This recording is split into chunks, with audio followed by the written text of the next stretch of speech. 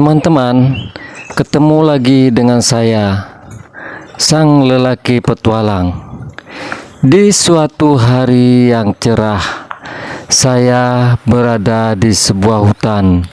Saya sengaja pergi berpetualang di sebuah hutan yang sangat angker.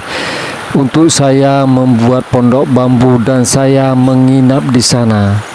Saya menemukan keanehan-keanehan di hutan itu, teman-teman.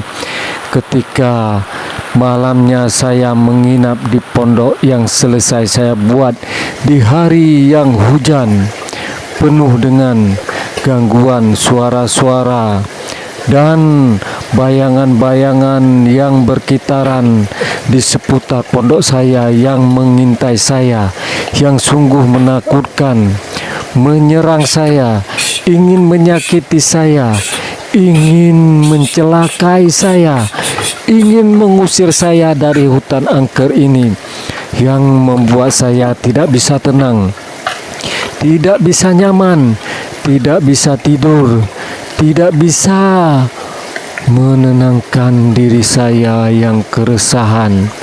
Karena makhluk-makhluk gaib yang tampak dan tidak tampak jelas itu terus mengusik saya di sepanjang malam, yang membuat saya benar-benar trauma, yang membuat saya benar-benar frustasi.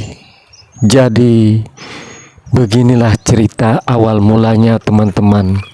Ketika di suatu hari, di suatu pagi yang cerah, saya meninggalkan rumah dengan semua barang-barang untuk menuju ke hutan angker. Saya membawa sejumlah bekal, baik merupakan bahan makanan dan juga alat-alat masak yang membuat saya mirip seperti orang gila. Saya membawa periuk, kuali, ember, terpal, gergaji, karena saya berniat menempati hutan angker ini, teman-teman, dengan membuat pondok bambu. Pertama-tama saya menebangi bambu-bambu tua, teman-teman, kemudian mengumpulkannya, karena dalam membuat pondok di hutan ini tidak boleh memakai bambu yang hidup, harus bambu yang mati, karena di sini hutan terlarang merusak alam. Demit-demit yang ada di hutan ini tidak mengizinkan siapapun menebang bambu yang masih hidup. Jadi saya terpaksa menebang bambu-bambu yang sudah mati, yang kemudian saya potong-potong. Dan beginilah saya membuatnya. Saya memotong bambu-bambu itu, kemudian membentuknya menjadi kerangka seperti ini, teman-teman. Di hutan ini, teman-teman, banyak pohon bambunya dan banyak juga demitnya. Nah, setelah tiang bambu selesai dan kerangkanya, saya pun memasang terpal yang saya bawa. Kemudian saya menyusun bambu-bambu seperti ini, teman-teman, untuk menjadi lantai. Dan saya juga, teman-teman, membuat lantai dari belahan-belahan bambu. Nah, seperti ini, teman-teman, setelah saya memaku bambu-bambu yang saya belah menjadi lantai yang kokoh. Setelah selesai memasang bambu, saya pun kelelahan, teman-teman. Lalu saya pun membuat untuk tempat masak dari kaleng yang saya bawa.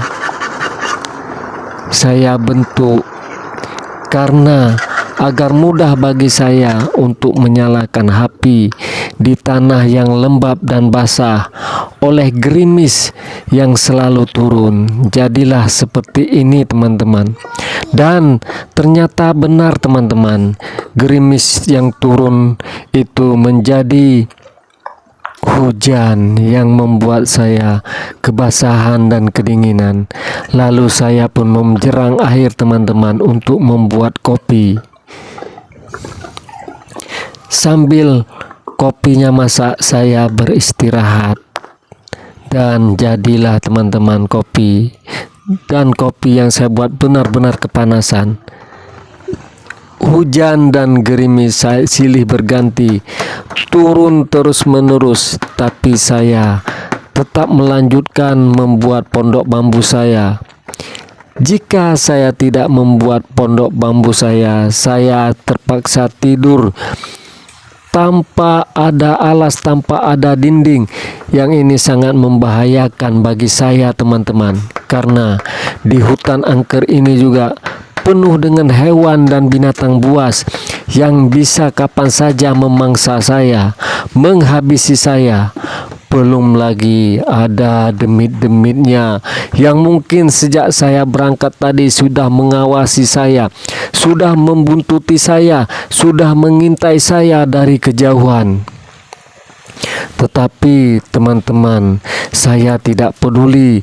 Saya berusaha untuk tidak merasa takut, karena kita tidak perlu takut sesama makhluk.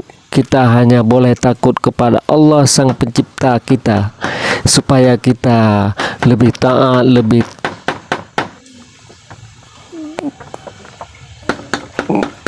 dan saya pun terus teman-teman bekerja cepat membuat pondok bambu saya supaya lekas jadi. Karena sebentar lagi hari akan malam dan hujan terus turun tanpa hentinya teman-teman. Karena pondok bambunya sudah jadi, saya pun buru-buru membuat jendela teman-teman, agar angin tidak leluasa masuk ke dalam yang membuat kita kedinginan. Apalagi nanti kalau hujannya deras, tempias akan menghambur ke dalam, membuat seluruh ruangan basah kuyup teman-teman. Dan saya pun tanpa peduli teman-teman terus bekerja, tidak peduli kalaupun saya merasa ada demit yang mengintai saya di kejauhan. Hujan terus turun, silih berganti dengan gerimis.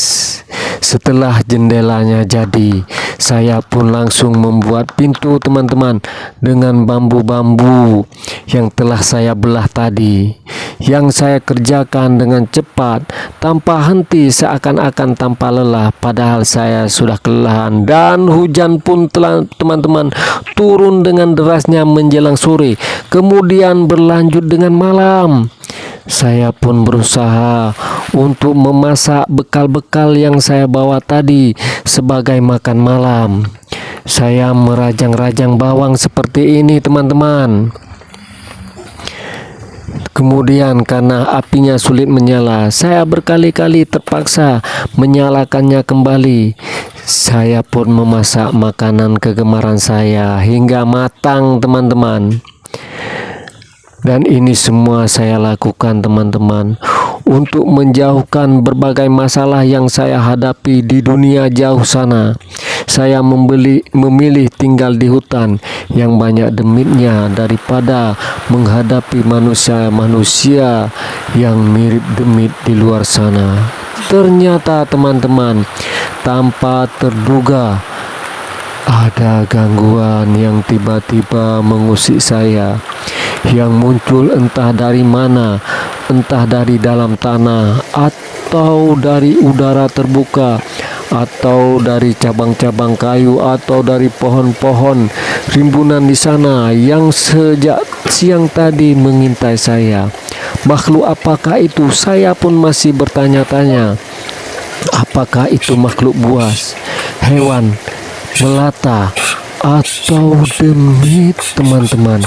Jangan-jangan ini demit teman-teman, karena pada malam hari tidak ada binatang yang bersayap terbang, apalagi di malam yang sedang hujan.